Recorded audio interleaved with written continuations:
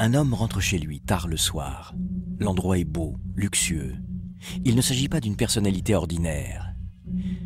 Sans allumer la lumière, il dépose ses clés sur la desserte de l'entrée, retire son manteau, traverse une enfilade de pièces et se laisse tomber dans le canapé du salon. Surgissant sans bruit de l'obscurité, une silhouette se jette sur lui et le poignarde. Le meurtre est net, sans bavure. Pleine lumière, le policier en charge de l'enquête serpente d'une pièce à l'autre entre les membres de la police scientifique. Questions, prise de notes. Ce meurtre s'ajoute à une suite de crimes inexpliqués. L'enquête est compliquée. On relève de nombreuses empreintes digitales différentes sur le lieu du crime.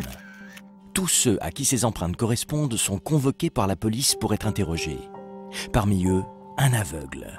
Le policier en charge de l'enquête a une longue expérience des meurtriers. Un peu lassé des affaires criminelles, l'homme est resté curieux devant les cas et les personnalités atypiques, comme cet aveugle qui se déclare accordeur de piano.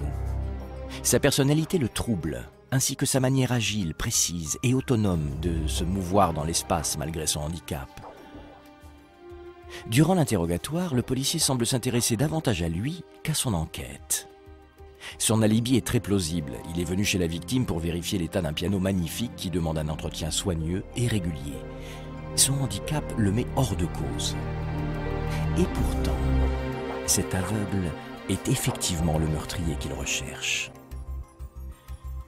Loin d'être une faiblesse, son handicap est une force qui le rend insoupçonnable et fait de lui l'un des tueurs les plus dangereux dans l'histoire du crime. Il a développé tous ses autres sens au-delà de la normale. Et il a appris à maîtriser des techniques particulières grâce auxquelles il exécute ses proies avec une redoutable efficacité.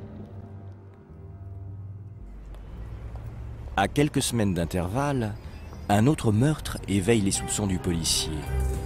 Il prend discrètement l'aveugle en filature. À mesure qu'il s'en rapproche, ses soupçons se renforcent. Un jeu du chat et de la souris se développe entre l'aveugle et le policier, fait de fausses pistes et de fausses trappes. Pensant le prendre en flagrant délit, le policier se rend sur le lieu où il redoute que l'aveugle frappe encore. Il se retrouve piégé et injustement soupçonné d'être lui-même le tueur que tous recherchent. Il n'a plus qu'une solution pour faire éclater la vérité, démasquer et confondre le vrai meurtrier. Une course contre la montre et une lutte à mort s'engagent entre l'aveugle et le policier.